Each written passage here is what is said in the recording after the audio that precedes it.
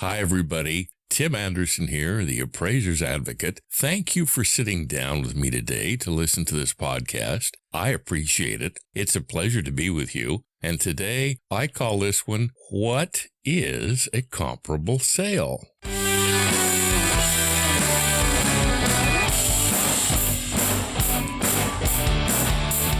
Now, I raise the issue of asking what a comparable sale is, simply because there is no clear or practical definition of what a comparable sale is in the appraisal literature. If you go to Mark Ratterman's book, he says comparable sales should have the same or a very similar highest and best use as the subject. The 15th edition of the Appraisal of Real Estate says essentially the same thing. Now, these are authoritative sources, but let's face it, they're not highly read, nor are they highly consulted when it comes to residential real estate. Interestingly enough, USPAP itself, the USPAP document, does not have a definition of a comparable sale. In fact, Standard Rule 1-4, which is as close as USPAP gets to the sales comparison approach, merely tells the appraiser to, quote,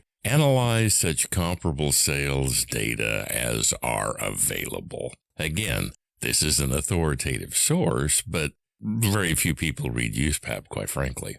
Fannie Mae doesn't have any definition of what a comparable sale is either. It merely describes what it considers to be the characteristics of a comparable sale. For example, it says a comparable sale has to have the same or highly similar characteristics as does the subject.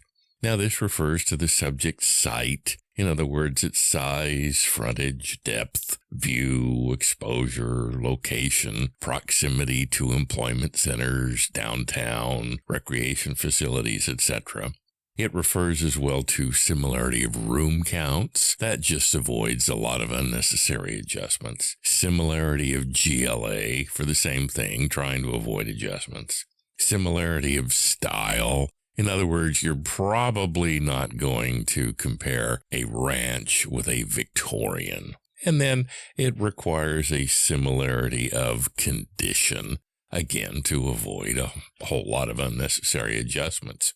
This is why, as part of step 2 in the appraisal process, the appraiser, us, you and I, identify the subject's relevant locational, physical, legal, and economic characteristics. After all, if we don't identify them in the subject, how can we identify them to recognize them in the comps? Now, interestingly enough, Fannie Mae does have what amounts to just a throwaway comment. It says, quote, appraisal accuracy, whatever that is enhanced by using comparable sales that are the most similar to the subject property, unquote. And interestingly enough, USPAP has nothing on what an accurate appraisal is. In fact, USPAP refers to an appraisal merely as credible or not credible. It never refers to an appraisal as accurate or inaccurate. Fannie Mae has 16 unacceptable appraisal practices. According to that,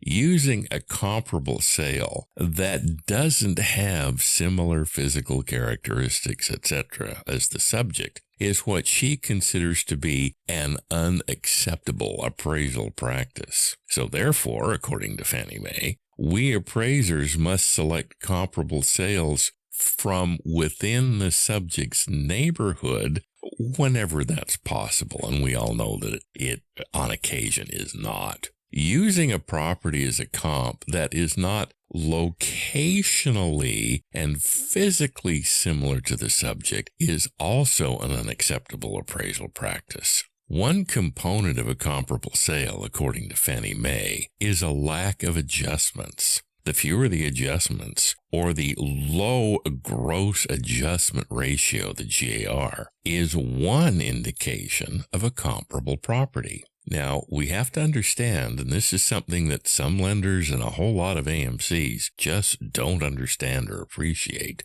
It is the appraiser who determines which comps are the most appropriate in any given assignment, not the client, not the lender, etc.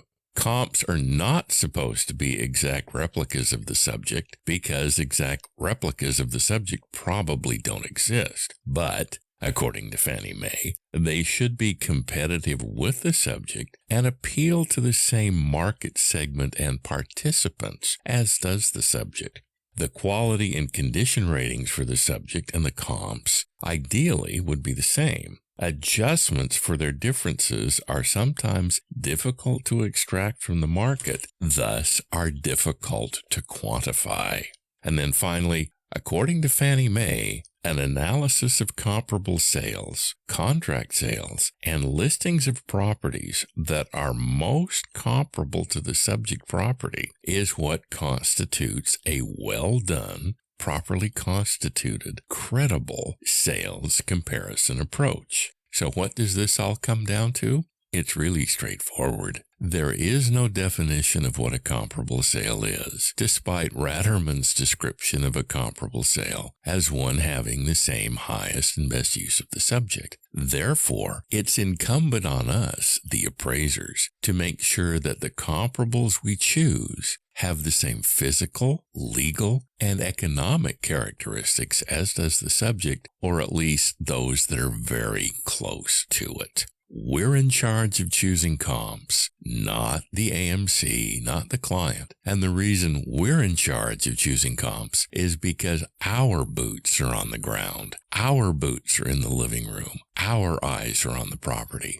So when it comes to choosing comparable sales, we have to understand there isn't a definition. There's merely a description. Therefore, it's up to us to choose them properly.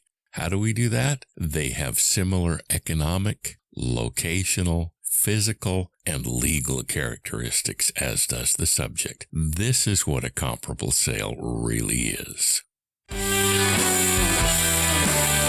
I appreciate you tuning in. Thank you so much. I appreciate your time. I'm Tim Andersen, the Appraiser's Advocate.